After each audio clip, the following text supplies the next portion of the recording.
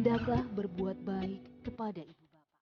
Jika salah seorang di antara keduanya atau kedua-duanya sampai berusia lanjut dalam pemeliharaanmu, maka sekali-kali janganlah engkau mengatakan kepada keduanya perkataan A, dan janganlah engkau membentak keduanya.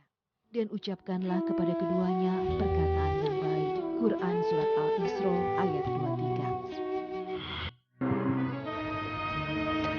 Assalamualaikum warahmatullahi wabarakatuh. Selamat pagi pemirsa Tawakal yang dirahmati oleh Allah Subhanahu wa Ta'ala. Senang sekali saya Farid Hasan kembali menjumpai Anda. Dan pemirsa, di studio saat ini kami sudah bersama seorang narasumber yang namanya kami samarkan. Kami panggil beliau adalah Mbak Kiki. Dan selain Mbak Kiki juga sudah hadir bersama kami Bapak Ustadz Muhammad Nur Hayyid. Assalamualaikum Pak Ustadz. Waalaikumsalam warahmatullahi wabarakatuh. Apa kabar? Alhamdulillah baik Pak. Sehat? Sehat alhamdulillah. Kiki sehat? Alhamdulillah. Baik. Pemirsa, Ustadz Nur Hayyid ini nanti akan memberikan nasihat dan juga jalan keluar untuk segala permasalahan yang menimpa Mbak Kiki. Baik, langsung saja kita langsung tanya ke Mbak Kiki. Mbak Kiki, Mbak Kiki ada permasalahan hidup seperti apa sih sehingga Mbak Kiki ingin bercerita sama kami di Tawakal? Setelah orang tua saya, bapak kandung, bapak meninggal, ibu saya menikah lagi. Kami tinggal bertiga di rumah. Di suatu hari, bapak saya nodai saya.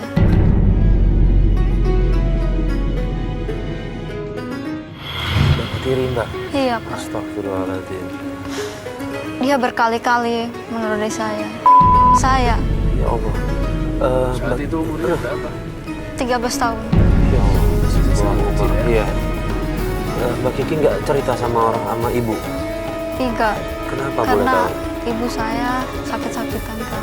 Ya Allah. Derita sakit jantung. Terus kemudian selama hidup itu berkali-kali dia melakukan itu. Iya, Boleh ceritakan kenapa kok? Mbak Kiki udah pernah bilang belum sih sama dia menolak gitu atau berteriak atau apa gitu? saya nggak berani bilang, Mas. Kenapa? Karena ibu saya sakit jantung. Bahkan saya dipaksa sama bapak, Tuan Bapak Tiri. Bahkan dia mengancam saya mau bunuh ibu. Astagfirullahaladzim. Jadi karena sayangnya sama ibu sehingga tidak berani mengungkapkan iya. kebenaran. Iya, padahal itu kan boleh dibilang masuk kriminalitas di Sangat kriminal baik dari sisi agama maupun dari sisi undang-undang hukum kita, Mas Farid. Iya, Pak Ustadz, ini ada ayah tiri bisa seperti itu. Ada apa nih? Kenapa nih ayah tiri bisa kayak begitu, Pak Ustadz? Biasanya tuh kenapa? Memang dari dulu ada jargon ayah tiri itu selalu diibaratkan sangat tidak baik karena melihat kasus-kasus yang dialami oleh Mbak Kiki semacam. Tapi lebih dari itu sebenarnya tidak benar bahwa ayah tiri tidak baik secara umum. Bahwa ada kasus 1-2 ayah tiri yang tidak baik itu adalah bentuk dari fakta yang tidak bisa kita tolak. Ya. Kenapa mereka ayah tiri ini menjadi tidak baik? Itu bukan soal ayah tirinya, Mas Farid, tapi soal perilaku dan akhlak dari orang tersebut yang kebetulan menjadi ayah tiri. Dan kasus semacam ini sangat memprihatinkan tentu yang dialami oleh Mbak Kiki. Yang pertama, saya kira Mbak Kiki harus bersabar atas semua ujian ini. Apa yang sudah dialami semoga dicatat sebagai kebaikan oleh Allah Subhanahu wa Ta'ala atas kesabarannya Mbak Kiki, Mas Farid. Iya. Tapi ke depan perlu kita sampaikan kepada masyarakat, kepada pemirsa ANTV, program Tawakal dimanapun berada, setiap perilaku buruk, apalagi yang melanggar ketentuan undang-undang, kita harus berani untuk melaporkannya kepada aparat yang berwajib. Itu satu. Yang kedua, setiap kita itu punya tanggung jawab amar ma'ruf nahi munkar. Setiap manusia, apalagi orang yang beriman, punya tanggung jawab amar ma'ruf nahi munkar. Memerintah kepada kebaikan dan mencegah kepada kemungkaran. Apa yang dilakukan oleh ayah tirinya Mbak Kiki ini adalah perkara yang mungkar. Dan itu harus dicegah. Bagaimana cara mencegahnya? Ya kita harus lawan. Kalau diancam mau dibunuh dan seterusnya, laporkan bahwa ancaman mau membunuh dan seterusnya. Itu kepada yang berwajib. Karena negara kita ini punya mekanisme. Betul. Dan saya kira kalau Mbak Kiki saat itu mau melaporkan kepada ketua RT atau Pak Kepala Desa saat itu, pasti akan ada solusi. Pasti akan ada jalan keluarnya. Tapi ketika ini dibiarkan, Mbak Kiki akhirnya menjadi korban yang terus-menerus oleh Ayatiri. Dan pelakunya karena tidak ada hukuman, jadi dia bisa terus melakukan hal yang sama. Betul sekali. Jadi karena tidak ada punishment, dia merasa bebas, seolah-olah dia menguasai semaunya sendiri. Nah ini perlu kita tegaskan Mas Farid kepada seluruh pemirsa dan kepada Mbak Kiki ke depannya lagi agar tidak terulang hal yang sama, dan kepada pemirsa agar waspada dan hati-hati setiap potensi yang memungkinkan lahirnya pelanggaran hukum, baik dari sisi agama maupun dari sisi hukum ketatanegaraan kita, hukum KUHP kita, harus kita lakukan upaya pencegahan. Salah satunya, kalau tidak bisa kita lawan dengan diri kita sendiri, kita sampaikan kepada orang yang bisa menyampaikan kebenaran itu, melalui aparat penegak hukum misalnya, atau lembaga bantuan hukum, atau tetangga, atau aparat desa, kecamatan, dan seterusnya. Atau kepada kiai misalnya, yang kita yakini mampu membawa aspirasi kita ini kepada kebenaran. Jadi jangan dibiarkan, karena membiarkan kezaliman, membiarkan kemaksiatan itu akan melahirkan azab-azab Allah yang lain yang tidak hanya kepada yang bersangkutan, tapi kepada masyarakat lain, orang sekitar. Contoh Mas Farid, kalau perilaku ayah tirinya Mbak Kiki ini dibiarkan, tidak dilaporkan, dan tidak diproses secara hukum, maka bukan tidak mungkin ayahnya Mbak Kiki ini akan melakukan hal yang sama kepada perempuan-perempuan yang lain. Apakah alasan menikah lagi kah, atau alasan yang lain? Karena dia merasa untouchable dari hukum.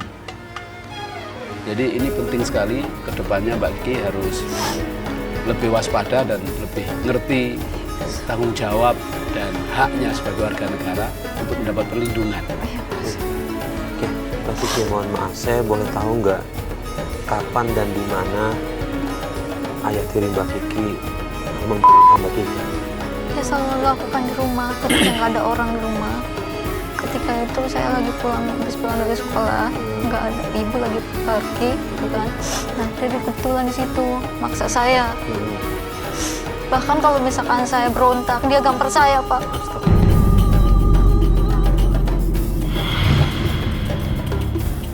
Aku pulang. Ibu! Ibu kemana? Kok nggak ada ya?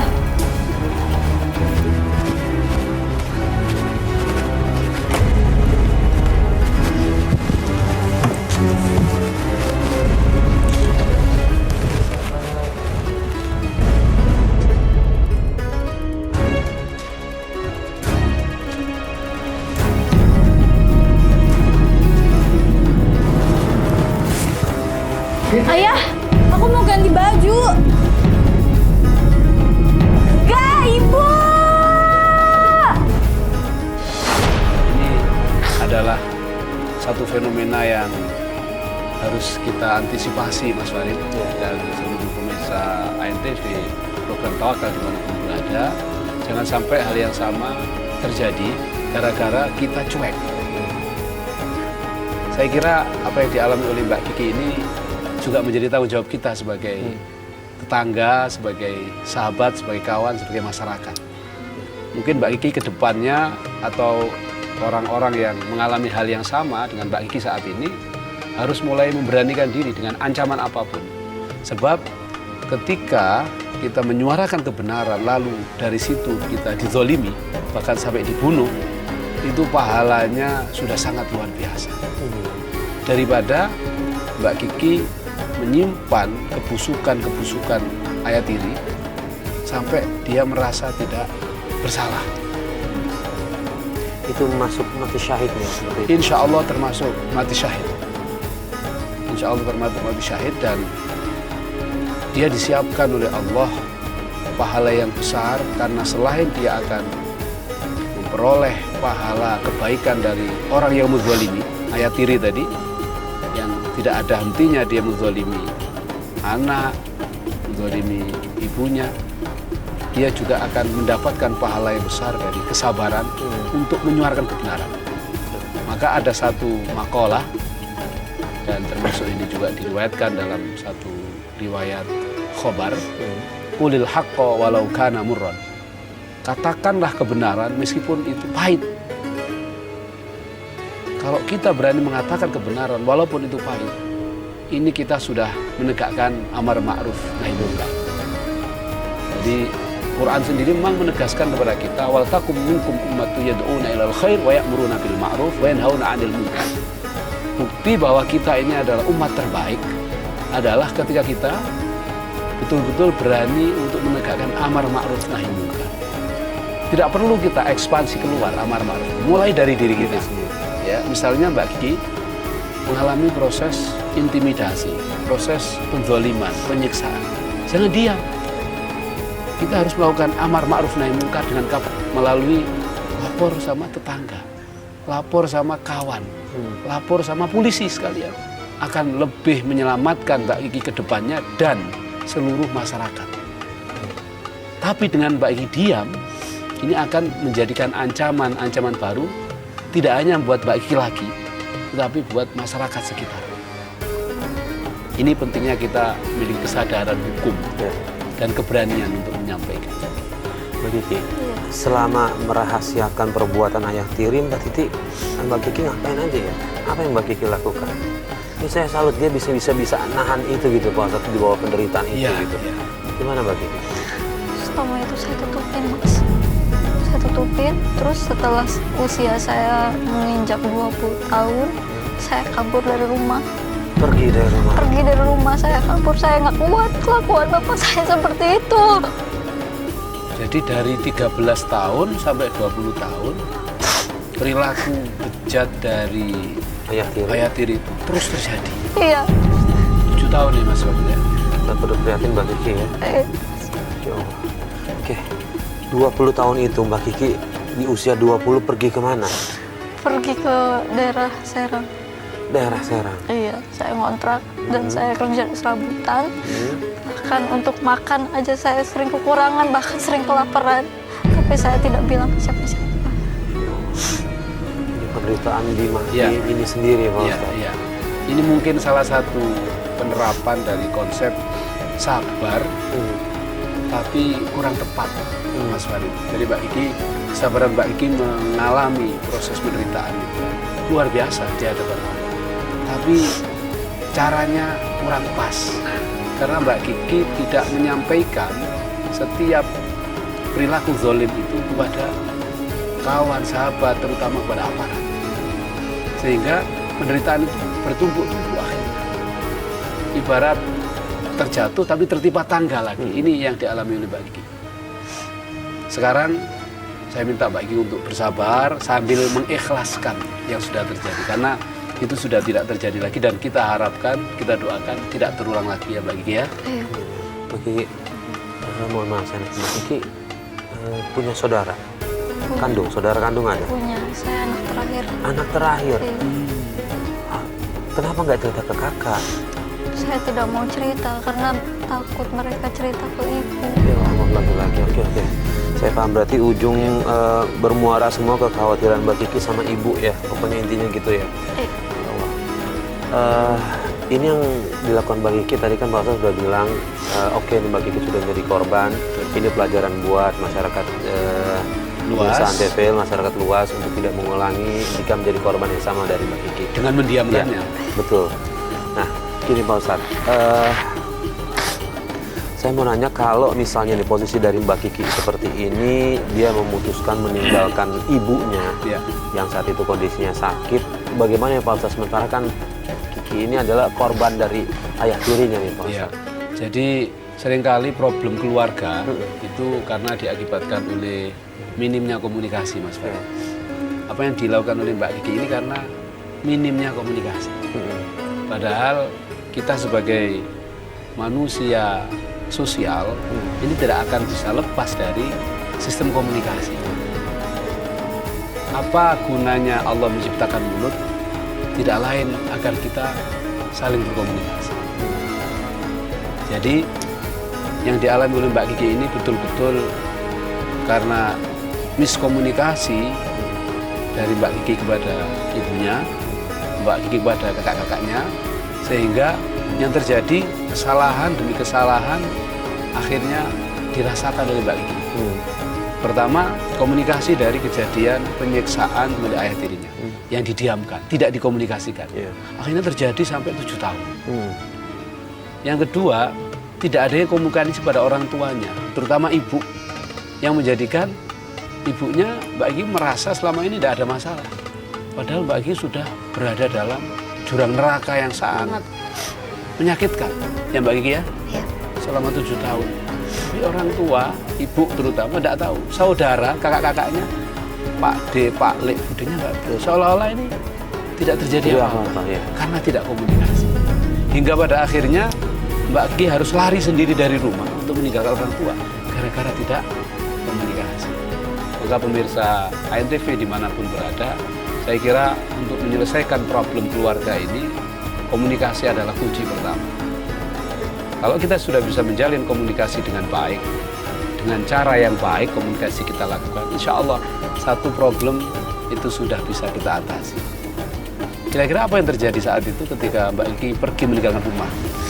Nggak tahu, pokoknya saya bingung. Waktu itu udah hampir putus asa saya juga. Dan hampir bunuh diri saya Iya. dengar. Lalu kemudian sampai akhirnya bisa tetap hidup, itu gimana caranya di Serang itu? Saya kerja serabutan. Iya, saya sering nemu kelaparan. Tetapi saya bertahan hidup. Saya nggak mau pulang. Karena saya takut sama ayah tiri saya. Karena dia sering ngancam saya. Sampai sekarang ayah tirinya masih ada? Masih. Sama ibu? Ibu udah nggak ada. Dan masih tetap tinggal di rumahnya Kiki? Masih. Sama ayah tiri? Iya. Jadi sekarang Kiki kembali ke rumah? Kembali ke rumah. Cuman tinggal sama ayah tiri? Iya. Tapi ayah tiri tidak lagi melakukan kekerasan seksual atau pengurusan itu? Atau masih? Setelah saya pulang ke rumah, saya dijodohkan sama ibu. Oke, lanjut. Berarti sempat pulang ke rumah. Iya. Setelah dari Serang kerja serabutan sampai nggak bisa makan, akhirnya memutuskan untuk pulang ke rumah. Iya. Setelah sampai rumah, kemudian ibu menjodohkan Mbak Kiki dengan laki-laki lain. Oke, terus kemudian jadi akhirnya nikah. Setelah itu gagal, pernikahan itu gagal karena digagalkan sama bapak tiri saya. Kenapa dia menggagalkan? Dia ngancam saya. Mas, nih, minum dong tehnya, kan aku udah bikin buat, Mas. Kamu bikin? Serius? Iya dong. Cobain ya. Ya, manisan nggak? Kalah manis sama kamu sayang. Serius? Iya. Kiki, udah jam berapa sekarang? Apa sih, Pak? Kita akan pacaran saja. Pak sabar Pak, sabar. Ya, belum. Kiki. Kiki, udah Bapak peringatkan. Bisa nggak sih nggak kayak gitu? Bapak, Apa? Bapak yang mau usir kamu, membesarkan. Kamu juga pulang sekarang. Nggak perlu. Kiki, Iya nggak apa-apa. Apa sih? pergi kau. Sini kau. Ih, lepasin. Dengarkan baik-baik, Bapak mau ngomong sama kamu. Apa? Bapak nggak rela kalau kamu sampai menikah dengan laki itu. Selamanya kau tetap jadi milik Bapak. Ingat itu. Aku nggak mau sama Papa. Kamu tetap milik Bapak selamanya. Enggak, udah. Oke. Jadi Akhirnya sampai sekarang Mbak Kiki belum menikah berarti?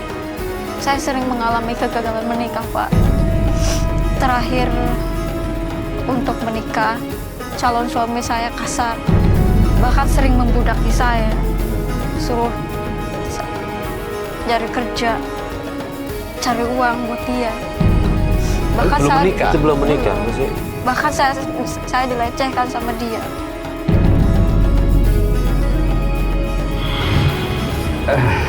Mas boleh minta duit nggak? Ya duit kamu. Tahu kalau aku nggak punya duit. Kamu nggak usah pura-pura deh. Pasti kamu punya simpan duit kan di tas. Enggak, kan Mas juga tahu kalau aku belum ganti dia. Ya udah sini Mas lihat dulu.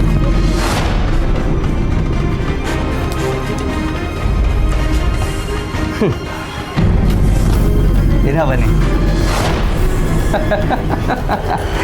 Banyak juga duit kamu ya. Jangan mas, itu hasil kerja aku. Kamu udah pinter bohong ya sekarang ya sama aku ya? Mas, Hah? mas itu buat aku makan mas. Mas, balikin Kamu mas. bisa cari lagi besok. Mas yang lepasin. Ini buat aku aja. Lepas gak?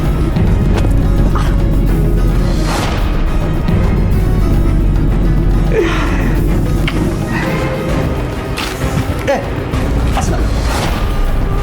Nah, nih buat kamu nih. Tega banget sih kamu mas. Satunya bertubi-tubi Iya, nih. iya. Itulah Mas Farid, Iya. betapa beruntungnya orang-orang yang tidak mengalami apa yang dirasakan oleh Mbak Kiki. Iya. Yang harusnya lebih bersyukur dan lebih punya empati. Semoga keluarga kita terjaga dari segala musibah yang dialami oleh Mbak Kiki. Tentu dengan kita harus banyak membaca istighfar Mbak Kiki. Mungkin ada pelajaran dan hikmah besar yang Allah ingin sampaikan kepada Mbak Kiki. Mbak Kiki ingin diciptakan menjadi orang-orang hebat, orang-orang besar, dengan peristiwa besar, tapi tetap yakin bahwa Allah Subhanahu wa Ta'ala masih penuh cinta dan kasih sayang. Jadi tidak boleh putus asa, tapi sekaligus tidak boleh pasrah begitu saja. Tidak boleh putus asa, tapi tidak boleh pasrah. Betul. Tidak boleh putus asa, kita harus berharap kepada Allah ada solusi yang terbaik sebagai ganti dari kesulitan-kesulitan yang dialami sebelumnya. Dan kita tidak boleh pasrah begitu saja, hanya diam. Kita harus berikhtiar, salah satunya mungkin Mbak Kiki harus lebih mendekatkan diri kepada Allah. Sholatnya ditambah, tahajudnya ditambah, kemudian duhanya ditambah. Tiap hari baca istighfar. Kalau kita lakukan itu, Mbak Isti, insya Allah, Allah Subhanahu wa Ta'ala menjamin banyak sekali ayat Qur'annya, banyak sekali hadisnya. Pertolongan itu akan begitu mudahnya datang kepada orang-orang yang rajin baca istighfar dan rajin mendekatkan diri kepada Allah. Ustaz, selain baca istighfar, ada amalan apa lagi yang harus Mbak Kiki lakukan dan juga pemirsa di rumah agar kita terhindar dari kejahatan itu? Ya, jadi para pemirsa ANTV dimanapun berada, ada salah satu nama Allah dalam Asmaul Husna yang kalau dibaca insya Allah akan menjaga dan menyelamatkan diri kita dari segala macam musibah dan bencana, terutama dari fitnahnya orang-orang jahat, yaitu Ya Hafidh, Ya Hafidh, Ya Hafidh, ihfadna. Artinya Ya Hafidh, wahai engkau zat yang maha menjaga, jagalah kami. Nah, saat kita bilang Ya Hafidh, Ya Hafidh, ihfadna, jagalah kami ya Allah dari segala macam musibah, bencana, fitnah, dan kesulitan hidup. Insya Allah dengan memperbanyak membaca Ya Hafidh, Ya Hafidh, ihfadna, itu akan menjadi benteng bagi niat-niat jahat orang-orang yang akan berbuat jahat kepada kita. Sekaligus perbanyak membaca surat Al-Mu'awwidhatain, surat yang seringkali kita baca dalam kegiatan sholat kita maupun di luar sholat, surat Qul a'udzu birabbil falaq dan Qul a'udzu birabbin nas. Insya Allah dengan bacaan surat Al-Mu'awwidhatain, Qul a'udzu birabbil falaq dan Qul a'udzu birabbin nas, tidak hanya kita akan dijauhkan oleh Allah dari godaan yang tidak nampak, dari jin, dari setan, tapi juga dari yang nampak, dari orang-orang yang iri, dengki, hasud, dan berbuat jahat. Nah itu dalam banyak tafsir disebutkan demikian. Ya, itu Mbak Fahmi. Oke, Mbak Kiki, saya masih heran adalah kenapa Mbak Kiki tetap memberanikan diri tinggal sama ayah tiri yang sudah begitu jahat bersama. Karena ibu saya nggak ada yang merawat. Iya, ngerti. Tapi sekarang yang jadi pertanyaan adalah sekarang kan ibu sudah meninggal ya, mohon maaf ya. Kenapa Mbak Kiki nggak tetap pergi, kan ini ayah tiri ya? Iya, Pak? iya. Sudah boleh nggak untuk Mbak Kiki pergi langsung dari rumah Sudah itu? seharusnya, karena Mbak Kiki ketika sudah terlepas dari ibunya yang meninggal dengan ayah tirinya, ini menjadi muhrim lagi. Jadi tidak lagi menjadi saudara. Iya. Karena ayah tiri ini kalau seandainya mau menikahi Mbak Kiki itu boleh secara Islam.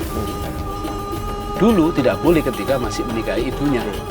Ketika ibunya meninggal, boleh. Makanya ini namanya orang yang tidak boleh ketemu, tinggal satu rumah. Kalau ibunya sudah tidak ada. Kalaupun ibunya masih ada pun, Mbak Egi harus tetap menjaga diri terhadap ayah tiri, karena hukumnya berbeda dengan ketika Mbak Egi berhadapan dengan ayah kandung yang bisa melihat Mbak Egi apa adanya, tidak pakai jilbab pun tidak masalah, salaman pun tidak masalah. Tapi kalau ayah tiri tetap tidak boleh. Apalagi sekarang ibunya sudah tidak ada, sudah meninggal. Dan untuk lebih hati-hati, lebih ikhtiyat dengan masa lalu yang demikian, saya kira, saya tidak tahu apakah ayah tiri ini juga masih punya hak menempati rumah itu atau tidak. Ini karena harusnya kan untuk ahli waris ya. Ini rumah keluarganya Mbak Kiki atau rumahnya si ayah tiri? Rumah keluarga saya.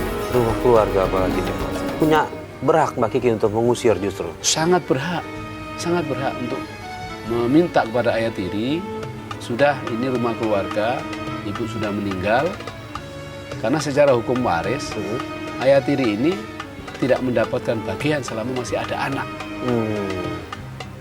Nah, secara hukum waris Islam, ini yang menjadi dasar kita sebagai Islam, itu Mbak Egi sudah bisa untuk mengambil alih harta warisan orang tuanya. Apalagi dari sisi perspektif mu'asarah, hubungan antara seorang anak dan seorang ayah tiri yang ibunya sudah meninggal. Ini kan pasti akan muncul banyak potensi dosa, potensi kesalahan kalau masih tinggal bersama satu. Maksudnya anak-anaknya tidak berdosa Ustaz kalau dia mengusir kalau ayah tiri ini, apalagi tidak, perlakuannya seperti itu. Kalau perlakuannya seperti itu malah tidak berdosa sama sekali. Karena ini bagian dari nahi mungkar. Kalau misalnya ayah tirinya tidak melakukan kesalahan, bahasanya bukan mengusir, dikomunikasikan.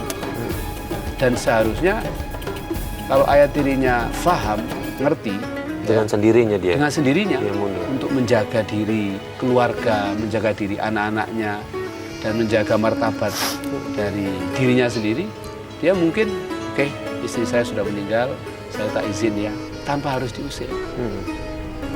Tapi kalau kebetulan baik, mungkin ini bisa menjadi diskresi, menjadi pengecualian. Oh, nggak apa-apa, ini ayah tiri saya baik, inilah untuk bersama-sama kami tetap tinggal, ayah tiri tidak menikah lagi. Yang penting kita bersama-sama mengelola keluarga ini secara baik, sakinah mawaddah warahmah. Itu yang terjadi seharusnya, Mas Farid. Ya, Ustaz, untuk Mbak Kiki dan juga mungkin pemirsa di rumah ya, ketika jiwanya nggak tenang menghadapi masalah dan juga belum berani mengungkap kebenaran, kira-kira doa apa yang harus Mbak Kiki dan pemirsa di rumah serta saya mungkin kalau ada masalah, apa yang harus kita panjatkan nih Pak Ustaz? Jadi doa secara khusus untuk hati yang tidak tenang ini, Rasulullah pernah memberikan kita amalan. Doa yang selalu kita baca sehabis sholat, doanya sederhana sebenarnya, yaitu doa meminta perlindungan kepada Allah dari segala macam musibah, bencana, kesulitan hidup. Bunyi doanya, Bismillahirrahmanirrahim. Allahumma inna na'udzubika minal hammi wal hazan, wa na'udzubika minal ajzi wal kasal, wa na'udzubika minal jubni wal bukhl, wa na'udzubika min ghalabatid daini wa qahrir rijal. Ini doa yang menyangkut semua kebutuhan umat, kebutuhan seorang hamba, kebutuhan kita semua. Allahumma inni a'udzubika minal hammi wal hazan. Ya Allah, aku meminta perlindungan kepadamu. Aku berlindung kepadamu dari segala macam kesulitan hidup, dari segala macam ketakutan, dari segala macam kegelisahan hidup. Wa na'udzubika minal ajzi wal kasal. Atau wa a'udzubika minal ajzi wal kasal. Kami berlindung kepadamu daripada sifat lemah, tidak berani mengatakan kebenaran, membiarkan kezaliman terjadi kepada diri saya, dan rasa malas. Wa na'udzubika minal jubni wal bukhl. Kami berlindung kepadamu dari sifat perangai yang buruk dan dari sifat bukhl, sifat pelit, tidak mau berbagi. Wa na'udzubika min ghalabatid dain wa qahrir rijal. Kami berlindung kepadamu ya Allah dari ditimpa hutang terus-menerus sehingga kita tidak mampu lagi menanggung, dan dari paksaan orang-orang yang kita tidak berdaya menghadapi. Paksaan seorang pemimpin, paksaan seorang raja, paksaan seorang orang tua yang jahat misalnya, orang tua tiri seperti yang dalam baik. Kita berlindung dengan doa itu. Insya Allah kalau ini dibaca sehabis sholat, diresapi artinya, dimasukkan dalam hati maknanya, insya Allah Allah akan mengabulkan.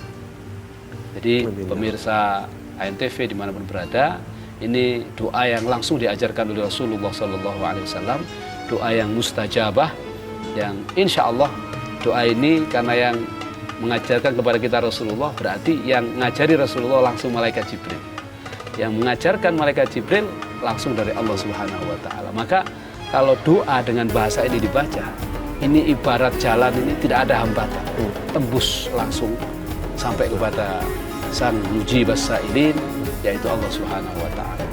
Mungkin bisa bersama-sama kita baca, Allahumma inni a'udzubika minal hammi wal hazan, wa a'udzubika minal ajzi wal kasal, wa a'udzubika minal jubni wal bukhal, wa a'udzubika min ghalabatid daini wa qahrir rijal. Amin. Amin. Amin. Amin. Kita tutup dengan bacaan suratul Fatihah akhirnya.